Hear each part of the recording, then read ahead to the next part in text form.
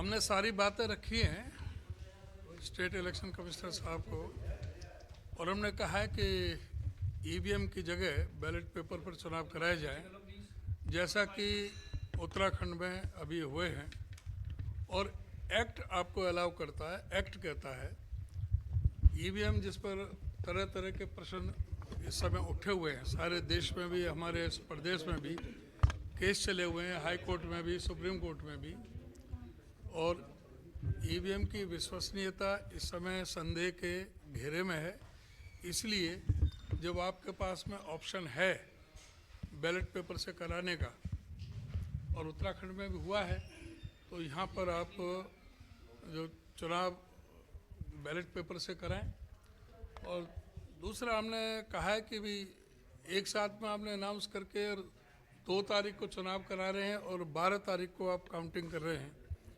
अभी तक जितने भी लोकल बॉडीज़ के इलेक्शन हुए हैं सेम डे काउंटिंग होती रही है, तो 2 तारीख से और 12-10 दिन का क्या औचित्य है। अब 2 तारीख को कर रहे हैं, एक पानीपत में 9 तारीख को है। इससे तो ये बेटर था कि आप सारे ही इलेक्शन 9 तारीख को करा देते, उसमें क्या दिक्कत है। जब 12 को आपने काउंटिंग करनी है तो सारे 9 को करा देते, और चाहिए तो ये था कि सेम डे करें और बैलेट पेपर से करें। एससीज की जो रिजर्वेशन है उसमें पूरी तरह से उनके साथ भेदभाव बरता गया है और कोई सेटिस्फैक्ट्री जवाब नहीं मिला, क्योंकि जो एससी की जो रिजर्वेशन है, मैंने बताया कि वे गुड़गांव में जब 25 वार्ड थे जब भी 3 रिजर्व, जब 35 वार्ड थे तब भी 3 रिजर्व, अब 40 वार्ड है अब भी 3 ही रिजर्व है। तो ये एक साथ में जो एससी को जो रिप्रेजेंटेशन देना था वो बिल्कुल नहीं मिल रहा है। ये 2011 के पॉपुलेशन का आधार मान रहे हैं, अब 2025 चल रहा है, 14 साल हो गए। और पीपीपी ये बीमारी, ये परमानेंट परेशानी पत्र है, जो ये पीपीपी को ही माध्यम से एससी और बीसी के इन्होंने अपने आप ही अपनी मर्जी से जो रिजर्वेशन जो तय की है वो बिल्कुल सर्वथा अनुचित है। एससीज को उसमें पूरी तरह से रिजर्वेशन, प्रॉपर रिजर्वेशन उसमें दिया जाए।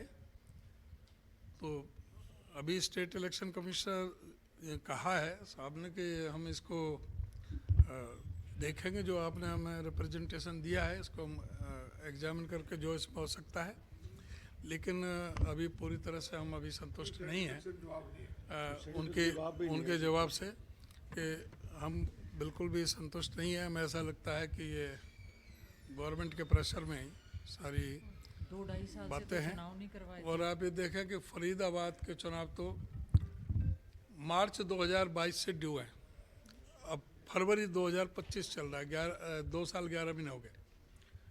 गुड़गांव में को भी 2.5 साल हो गए, वही थानेसर का, सिरसा का 3.25 साल, 3.25 साल, इतने दिनों से जो इलेक्शन ड्यू थे वो नहीं कराए गए, और अब जो है 10-10 दिन का गैप दे रहे हैं। सर जब इतने सालों से इलेक्शन ड्यू थे तो कोई पहले मुलाकात कर लेते, कोई ज्ञापन दे देते। बहुत कितनी बार रिजर्वेशन वाली बात अभी आपने करी, ये भी कई दिन पहले कोई बात कर लेते। एक साल से रिप्रेजेंटेशंस दी जा रही ये थोड़ी ना इतने इसके बारे में रिप्रेजेंटेशन दे चुके हैं। कितनी बार दे कमीशन चुके में भी आ हैं, चुकी हैं। और यहाँ स्टेट इलेक्शन कमीशन में भी रिप्रेजेंटेशन यहाँ पर दे चुके हैं, आई हैं सारे, असेंबली में भी और उठाए। असेंबली में भी उठे हैं, लेकिन इस तरफ कोई भी ध्यान नहीं है। और ख़ास करके एससीज के प्रति दृष्टिकोण ठीक नहीं है, और यही कारण है कि उनको रिप्रेजेंटेशन पूरा नहीं दिया जा रहा। तो उसकी भी हमने बात की। और फिर मेन है बैलेट पेपर। बैलेट पेपर से क्या क्यों आपत्ति है। बैलेट पेपर जब एक्ट में प्रोविज़न है कि भाई बैलेट पेपर से कराया जा सकता है, और उत्तराखंड में हुए हैं अभी चुनाव, तो ये फिर ईवीएम से जो पहले उस पर संदेह के घेरे हैं, तो उसको हमने सारी बात कही है। सर अब देखते हैं क्या एक्शन लेता है स्टेट इलेक्शन आज कमीशन। हरियाणा बीजेपी अध्यक्ष ने कहा है सर कि कांग्रेस संभावित हार को देखते हुए चुनाव से भाग रही है, इसलिए बैलेट पेपर का बहाना कांग्रेस बना रही है। प्रदेश अध्यक्ष बीजेपी ने कहा है।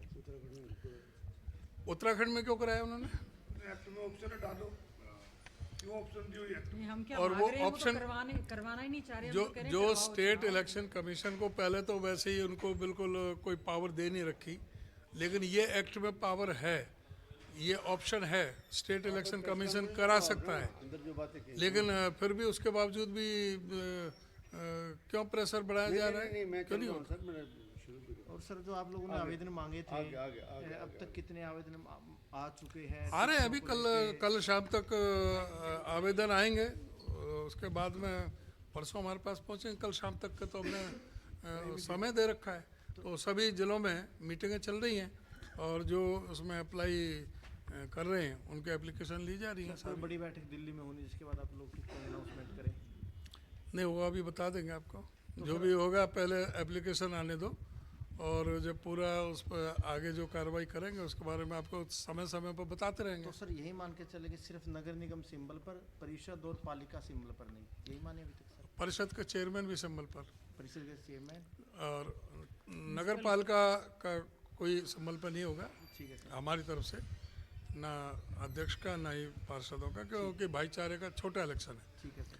वो एवरेज 1000 वोटों का एक वार्ड है, जिसमें से 700-800 से ज़्यादा वोट पोल नहीं होती, उसमें 4-5 कैंडिडेट होते हैं, 200-300 वोट लेकर के जीत जाता है, तो वो तो अपने घर परिवार का, कुनबे का वो ऐसा इलेक्शन होता है, इसलिए उसमें कोई नहीं था। परिषद का चेयरमैन हम सिंबल पर लड़ाएंगे, और जो परिषद के जो पार्षद हैं वो लोकल लीडरशिप जैसा तय करेगी, उनको कहेंगे तो हम सिंबल दे देंगे, नहीं तो कोई नहीं। और मेयर दोनों लड़ेंगे। मेयर और पार्षद दोनों। ठीक है, ओके।